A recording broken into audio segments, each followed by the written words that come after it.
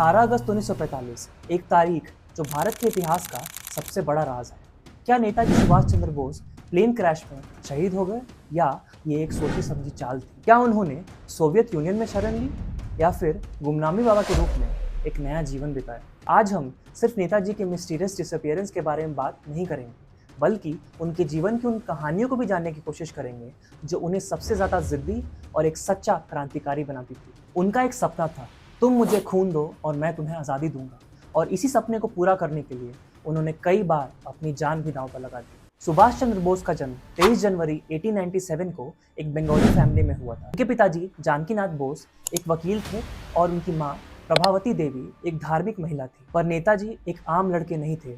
उन्होंने 1920 में Indian civil services ICS का एग्जाम क्लियर किया था, वो भी 4th रैंक के साथ। ये एक ऐसी नौकरी थी जो पैसा, पावर और प्रेस्टीज सब कुछ देती थी। पर सिर्फ एक साल बाद 1921 में उन्होंने अपनी हाई पेइंग ICS की जॉब छोड़ दी। नेताजी बचपन से ही देशभक्त थे, लेकिन जालियांबाग मैसेकर ने उन्हें हिला दिया। अंग्रेजों के अनफेयर पॉलिसीज और इंडियंस के प्रति भेदभाव ने उनके अंदर की आग को जला दिया। जब 1921 में महात्मा गांधी ने नॉन कोऑपरेशन मूवमेंट शुरू किया, तब नेताजी ने देखा कि पूरा देश ब्रिटिश राज के खिलाफ एकजुट हो गया, और तभी उन्होंने डिसाइड किया कि वो भी इस क्रांति का हिस्सा बनना चाहते थे। पर अगर वो अपनी ICS की नौकरी करते रहते तो उन्हें अंग्रेजों की सेवा करनी पड़ती, और वो उनके देशभक्ति के सिद्धांतों के खिलाफ था। इसी वजह से उन्होंने अपने ICS की नौकरी से रिजाइन करने का डिसीजन लिया, और यही फैसला उनकी जिंदगी का सबसे बड़ा टर्निंग पॉइंट बना। 1921 का साल था। भारत में नॉन कोऑपरेशन मूवमेंट जोर पकड़ रहा था और हर तरफ अंग्रेजों के खिलाफ लोग एकजुट हो रहे थे। इसी दौरान सुभाष चंद्र बोस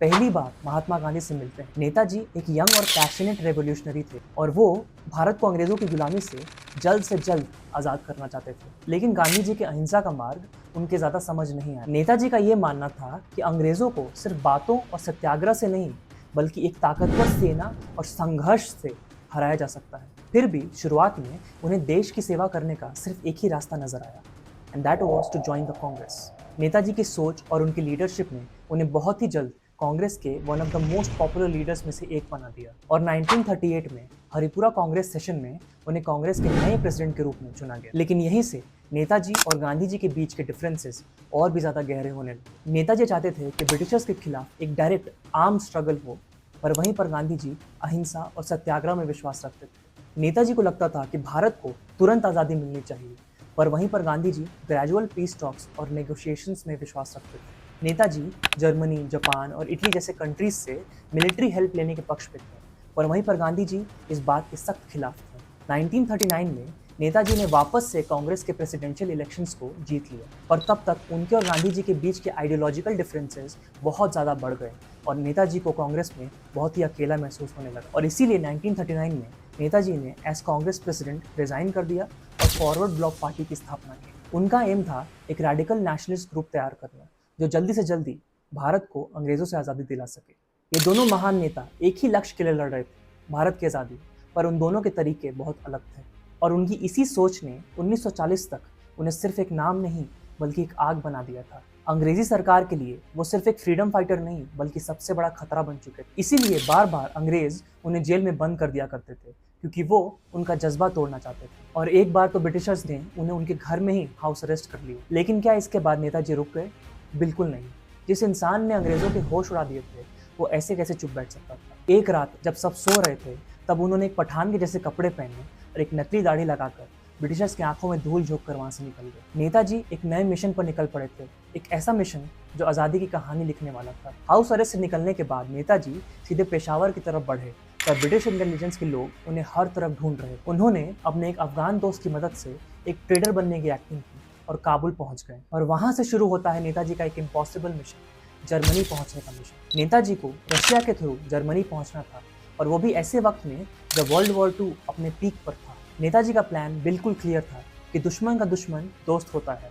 जर्मनी और जापान ये दोनों अंग्रेजों के दुश्मन थे, तो उनका प्लान बिल्कुल सिंपल था कि क्यों ना जर्मनी और जापान से मदद ली जाए और भारत को अंग्रेजों से आज़ादी दिलाई जाए। और जर्मनी पहुंचकर नेताजी ने फ्री इंडिया सेंटर और आज़ाद हिंद रेडियो की शुरुआत की, जिससे उनका मैसेज पूरी दुनिया तक पहुंच सके। पर एक प्रॉब्लम थी, जर्मनी की प्रायोरिटीज। उनका पूरा ध्यान यूरोप में चल रहे वॉर पर चल रहा था और इसीलिए नेताजी ने अपना फोकस जर्मनी से जापान पे शिफ्ट किया। उन्होंने एक जर्मन सबमरीन में बैठकर अटलांटिक ओशन पार किया और एक जापानीज सबमरीन में ट्रांसफर हो, और ये दुनिया की सबसे डेंजरस सबमरीन जर्नी थी, क्योंकि अगर एनिमीज उन्हें ढूंढ लेते तो उनका सफर वहीं खत्म हो जाता। लेकिन नेताजी सिर्फ एक सोल्जर नहीं थे, वो एक फाइटर, एक विजनरी, एक लीडर थे, और इसीलिए वो जापान पहुंच गए, जहां पर उन्होंने वो किया जो किसी ने नहीं सोचा था, आज़ाद हिंद फौज की स्थापना। कहानी में अब तक हमने ये जाना कि कैसे नेताजी एक महान और एक एक्सेप्शनल लीडर थे, कैसे उन्होंने देश को आज़ादी दिलाने के लिए अलग अलग तरीके की चीज़ें की।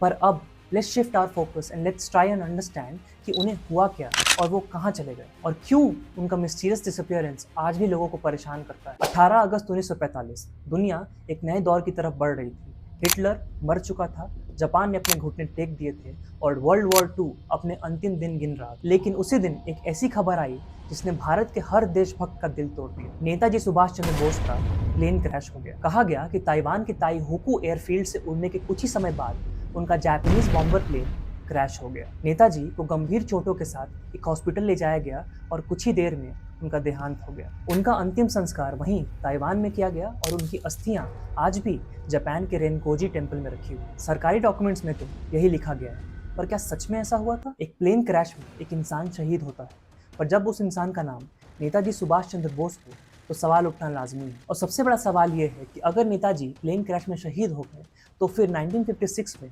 ताइवान की सरकार ने ऐसा क्यों कहा कि उस दिन ऐसा प्लेन क्रैश का कोई रिकॉर्ड ही नहीं है? नेताजी की अस्थियों का डीएनए क्यों नहीं किया गया? और आईएनए के जो सैनिक उनके सबसे करीबी थे, उन्होंने उनके शरीर का कोई सबूत कभी क्यों नहीं दिया? अब सवाल ये है कि अगर प्लेन क्रैश झूठा था तो नेताजी गए कहाँ? और इसके पीछे बहुत सारी थ्योरीज हैं, और उनमें से एक थ्योरी ये कहती है कि नेताजी की मौत प्लेन क्रैश में नहीं हुई थी और उन्हें यूएसएसआर ले जाया गया। नेताजी जर्मनी और जापान के कॉन्टैक्ट में थे और ब्रिटिश रूल को खत्म करने के लिए नए एलाइज को ढूंढ रहे थे, तो इस केस में यूएसएसआर एक अच्छा ऑप्शन हो सकता था। और सबसे इंपॉर्टेंट बात, एक रशियन रिसर्चर डॉक्टर पुराबी रॉय का कहना था कि सोवियत इंटेलिजेंस फाइल्स में नेताजी का जिक्र 1945 के बाद भी मिला है। एक former Indian diplomat doctor Satyanarayan Sinha का तो ये भी कहना था कि उन्होंने एक बार मॉस्को में नेताजी को देखा था। अब एक दूसरी थ्योरी के बारे में बात करते हैं। अगर नेताजी प्लेन क्रैश में नहीं मरे और वो यूएसएसआर भी नहीं गए, तो क्या वो इंडिया में ही थे एक नए नाम के साथ? उत्तर प्रदेश के फैजाबाद में एक रहस्यमयी बाबा रहते थे जिनको लोग गुमनामी बाबा के नाम से जानते थे। उनकी हैंडराइटिंग नेताजी से मिलती थी, उनकी आवाज़ नेताजी जैसी थी, और सबसे शॉकिंग बात कि उनका बिहेवियर, उनकी अदाएं भी बिल्कुल नेताजी जैसी थी। गुमनामी बाबा के पास आईएनए के ऑफिशियल डॉक्यूमेंट्स थे, उनके पास नेताजी के पुराने फोटोग्राफ्स भी मिले थे, और 2001 में फॉरेंसिक एक्सपर्ट्स ने गुमनामी बाबा और नेताजी के हैंडराइटिंग का कंपैरिजन किया और दोनों 100% मैच हो गए। जब एक बड़ी मिस्ट्री होती है तो या तो सरकार उसे सॉल्व करती है या फिर उसे दबा देती है। नेताजी की मौत पर सालों तक सवाल उठते रहे, पब्लिक ने सच जानने की डिमांड की, और तब जाकर सरकार ने 3 अलग अलग इन्वेस्टिगेशन कमीशंस बनाई। 1956 में बने शाहनवाज कमेटी ने प्लेन क्रैश को कंफर्म किया, पर कुछ भी नए सबूत प्रोवाइड नहीं किए। और 1970 में खोसला कमीशन ने वही पुरानी कहानी रिपीट, और 2005 में मुखर्जी कमीशन ने प्लेन क्रैश की थ्योरी को झूठा बता दिया, पर अब भी कोई फाइनल सबूत नहीं मिले। तो क्या पहली वाली दोनों कमीशंस की रिपोर्ट गलत थी? अगर हाँ, तो असली सच था क्या? अगर नेताजी सच में प्लेन क्रैश में मरे तो उनका डीएनए टेस्ट क्यों नहीं कराया गया? अगर वो यूएसएसआर गए तो आज तक रशियन डॉक्यूमेंट्स पब्लिक क्यों नहीं किए गए? या अगर गुमनामी बाबा सच में नेताजी थे तो उनका परिवार चुप क्यों था? क्या हम सच में ये बात कभी जान पाएंगे कि नेताजी सुभाष चंद्र बोस को आखिर हुआ क्या था? सवाल ये नहीं है कि नेताजी कहाँ गए, सवाल ये है कि सच को छुपाया क्यों गया? आपको क्या लगता है, क्या नेताजी सच में प्लेन क्रैश में मरे या फिर ये सब एक बड़ी साजिश थी? आप अपनी राय कमेंट बॉक्स में ज़रूर लिखें, और अगर आपको ऐसी ही अनसॉल्व्ड हिस्टोरिकल मिस्ट्रीज और असली हिस्टोरिकल कहानीज जानने का शौक है तो चैनल को सब्सक्राइब करना ना भूलें।